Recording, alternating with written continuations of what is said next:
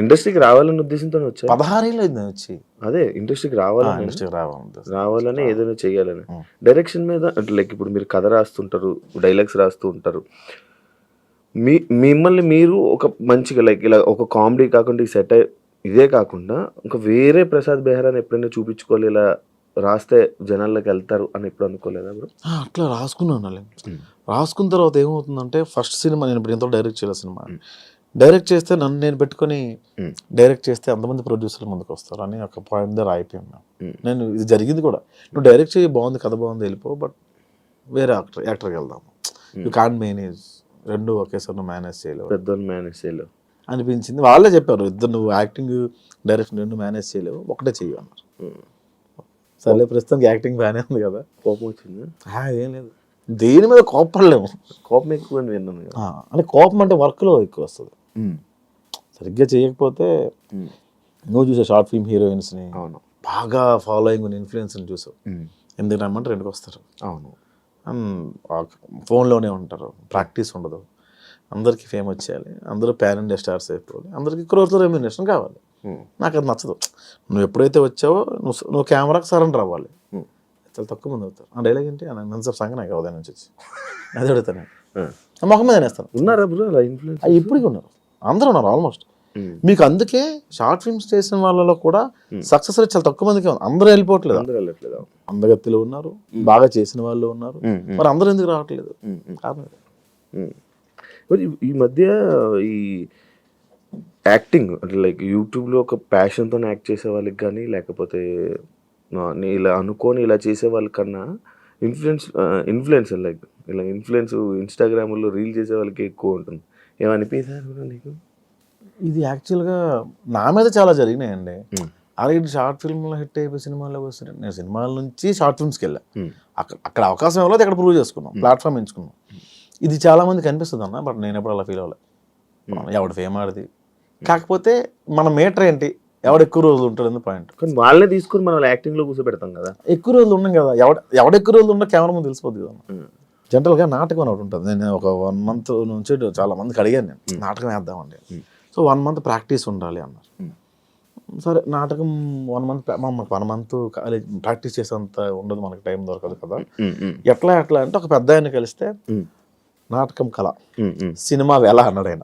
ఇప్పుడు డైలాగ్ చెప్తావు కట్టు, ఇంకో డైలాగ్ చెప్తావు కట్టు, ఉదయం నుంచి ఒకే ఎమోషన్ ఉంటుంది, ఒకే సీన్ ఉంటుంది, కథ అంతా నువ్వు చేసి చూపించవు ఒక రోజు.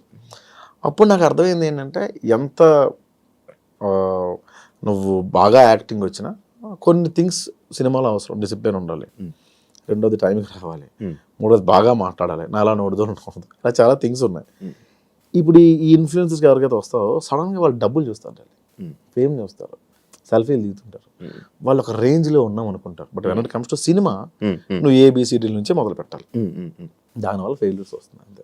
ప్రసాద్ బెహ్రా లైక్ ఇప్పుడు మీరు ఈ పాయింట్ చెప్పారు. ఇప్పుడు మీరు ఫేమ్ ఉన్న ఒక పర్సన్కి ఒకలా మాట్లాడడం, ఫేమ్ లేని పర్సన్తో ఒకలా మాట్లాడడం మీరు ఎప్పుడు జరగలేదు? మీరు ఎప్పుడు చేయలేదా? నేను ఎప్పుడు చేయలేదు అలాగే. బయటకు వెళ్ళిన వాళ్ళు ప్రసాద్ బెహ్రాకి కోపం ఎక్కువ, యాటిట్యూడ్ ఎక్కువ, బయట కొంతమందికి నచ్చదు. ఎందుకు అలా జరుగుతుంటుంది? ఎందుకు ఆ టాక్ అనేది బయటకు వస్తుంది? అది ఒక ఇంటర్వ్యూలో ఒక అతను అడిగారు, అక్కడి నుంచి అది యాటిట్యూడ్ మారింది. అక్కడ యాటిట్యూడ్ ఏమి ఉండదు అన్న, కోపం అంటే నా సిచ్యువేషన్స్ ఏమన్నా అది ఎక్కువ ఇంపాక్ట్ అయింది తప్ప ఏంటి అట్లా ఉండదన్న. నేను పెద్దగా పట్టించుకోను అంతే. మన అవతల వ్యక్తి ఎవరైనా డిస్టర్బ్ చేస్తే పట్టించుకోను, అది యాటిట్యూడ్ లాగా ప్రొడక్ట్ అయ్యింది. పట్టించుకోవడం అంటే లైక్ నీకు ఎగ్జాంపుల్ చెప్తా. మన గణపతి క్యాంపస్ మన ఏరియా ఉంటుంది. మొన్న ఒక అతను ఎవరు వచ్చి పిలిచి పరిచయం చేశారు. పరిచయం చేస్తే నమస్తే అండి అన్న, షార్ట్లు చేస్తుంటావా, భోజనంకి వెళ్తారా, భోజనం పెడతాడు. ఏం రియాక్ట్ అవ్వాలి ఆయనకి? అది సార్ థ్యాంక్ యూ, ముందు డబ్బులు ఉన్నా తింటాను సార్, భోజనంకి వెళ్దాము అనడం వేరు. ఆ లీనియస్ నచ్చదు. నేను అరిచేవాడిని, తర్వాత తెలిసింది మార్కెట్లో ఇట్లా మనం అరవకూడదని, అట్లా ఉంటాడు. అవి ప్రొడక్ట్ అవుతుంది. ప్రసాద్కి మంచి టాలెంట్ ఉంది, స్పాంటేనియస్ ఉంది, పట్టుదల ఉంది, యాక్టింగ్ చేయాలని పట్టుదల. బట్ ఇండస్ట్రీలోని ఎదగడానికి కొంచెం ఇబ్బంది అవుతుంది అని నేను విన్నా. అది ఎంతవరకు నిజం? ఎందుకు అది? ఇవే కారణాలు. ఎవడవే నువ్వు సన్నగా ఇండస్ట్రీకి వచ్చేస్తే ఎవడవైనా తీసుకుంటావు అని ఉంటుంది. ఇప్పుడున్న జనరేషన్ చాలా మారింది. ఏంటంటే అరే ఎవడో బాగా చేస్తున్నాడు, మనకేమైనా ప్లస్ అవుతాడు. సో అంటే డైరెక్టర్స్ ఎవరైనా సరే బాగా చేస్తున్నాడు ఇది మన బిజినెస్కి ఉపయోగపడుతున్నాడని చూస్తారు కదా. ఇప్పుడు ఆ రకంగా ఇప్పుడు కొంచెం మారుతుంది కానీ కొత్తలో నేను ఇది ఫేస్ చేశాను. ఈ మధ్యకాలంలో ఫేస్ చేశాను, బట్ ఇప్పుడు ఓకే సెట్ అయిందంతా. ఇప్పుడు అంతా నార్మల్ సార్. ఈ సినిమా వల్లే మారిందా? కమిటీ కుర్రాల తర్వాత మారింది. రోల్స్ వచ్చాయా నీకు? మంచి రోల్స్ వచ్చాయి? చేస్తున్నాం ఇప్పుడు చేస్తున్నాం. పెద్ద మూవీస్ ఏవి చేస్తున్నప్పుడు ప్రాజెక్ట్? టైటిల్స్ నాకు తెలియదు కానీ విశ్వక్సేన్ గారు అది ఫిబ్రవరిలో ఇప్పుడు స్టార్ట్ శ్రీ విష్ణు గారితో. బచ్చలు మళ్ళీ రిలీజ్ రెడీగా ఉంది 20th. ఓకే, ఈ మంత్ 20th. ఓకే. చాలా ఉన్నాయి ప్రాజెక్ట్స్. మంచి క్యారెక్టర్స్ ఇప్పుడు దీన్ని ప్రూవ్ చేసుకోవాలంటాం మరి, అంతే కదా? అంతే, మనం ప్రూవ్ చేసుకుంటేనే మళ్ళీ నెక్స్ట్. అంటే ప్రతి సినిమా నీకు టాస్క్ అడాలి. రిలేషన్ ఇప్పుడు ఏంటి స్టేటస్? సింగిల్ గా ఉంది? సింగిల్. ఈ మధ్య కాలంలో చాలా ఎక్కువ బ్రేకప్లు అవుతున్నాయి బ్రో. ఎందుకంటావు అసలు నార్మల్గా?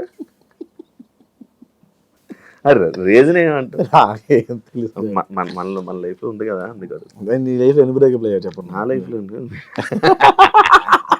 కదా. మన లైఫ్లో అయిందో ఒక బ్రేకప్ అయింది, అది అయిపోయింది. ఎందుకు అయిందంట? అది ఇంకా అవ్వలే, సెట్ కాలే.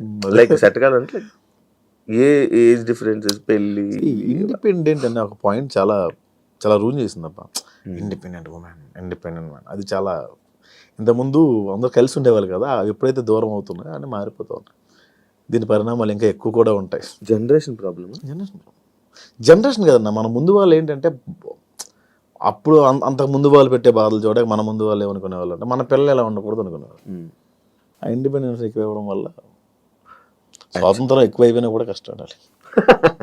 ఎందుకు ఇంకేముంది, నా ఇష్టం. ఇప్పుడు నువ్వు నా కొడుకు ఫోన్ లేకపోతే ముద్ద తినడం అసలు అని ఫోన్ ఇస్తే 2 రోజులు పవర్ చూస్తాను. ఏముంది పక్క, ఏముంది. మీడియా ఇప్పుడు ఇన్స్టాగ్రామ్ ఓపెన్ చేస్తే ఏముంది, భయ్యా దీని వీడియో కావాలంటే డిఎం చేయండి అని కూడా పెడుతుంటాడు. వీడియో సో ఒక పిల్లాడి చేతికి వెళ్తే ఏముంది, ఒక టీనేజర్ చేతికి వెళ్తే ఏముంది, మారుతుంది. ఫోన్ అసలు మొత్తం ఈ ఫోన్లోనే ఇప్పుడు చదువు అంతుంది. అబ్బా ఏముంటుంది, మారుతుంది. నువ్వు ఫోన్ తక్కువ వాడతావు? నేను ఇంతకుముందు గట్టి వాడేవాడిని, పబ్జీ ఆడేవాడిని బాగా. ఇప్పుడు సైలెంట్లో ఉండి పక్కన పడేస్తాను. నాకు అంటే ఈ మధ్యన నెంబర్ బాగా జనాల్లోకి వెళ్ళిపోయింది, అందుకని సైలెంట్లో పెట్టేస్తాను. ఇప్పుడు నువ్వు చెప్పిన పాయింట్లో 2 పాయింట్లు నాకు స్ట్రైక్ అవుతుంది. ఒకటి జనరేషన్ మారడం, ఇదంతా దీనివల్ల ఇదా, ఫోన్ ఎక్కువ వాడడం వల్ల ప్రాబ్లం అయిందా? రెండు ప్రాబ్లం అయింది. ఈ కలవాలి మళ్ళీ, ఇదేం ఆలోచన లేదా నాకా? అనిపిస్తుంటుంది మళ్ళీ ఒక్కోసారి. ఇమాజినేషన్లో అయితే మన కృతిసన్ అంతా కూడా ఉండొచ్చు, రియల్ లైఫ్లో ఒక అమ్మాయితో కూడా మనం ఉండలేం కదా. రోజుకో హీరోయిన్, హీరో కృతిసన్, మన శ్రీలీల ఆయన కూర్చోమందా అంటాం, ఆడుకుంటాం. పక్కన ఇమాజినేషన్ ఉంటుంది, రియల్ కూడా ఉంది. కాస్త టైం స్పెండ్ చేద్దాం పొంగు అయిపోయింది. ఇది చాలా బెటర్. గొడవ పడదు, మాట్లాడదు, ఏమి జరగదు, అటు నుంచి రాదు మనకి, మనం హ్యాపీగానే ఉంటాం కదా. అంటే మళ్ళీ నాకు అంత ధైర్యం లేదు శివ, చాలట్లేదు. జరుగుతున్నాయి, మేము ఇంటరాక్ట్ అవుతున్నాం, నేను అమ్మాయిలతో కలుస్తున్నాను, బట్ ఏదో ఇంట్లో కలాలు తప్పదంటే ఫోర్స్ చేస్తాను అమ్మ అంటే మళ్ళీ పెళ్ళేది నాకు, కానీ ధైర్యం చాలట్లేదు. ఉండిపోతావా? ఏముందిలే ఇంకా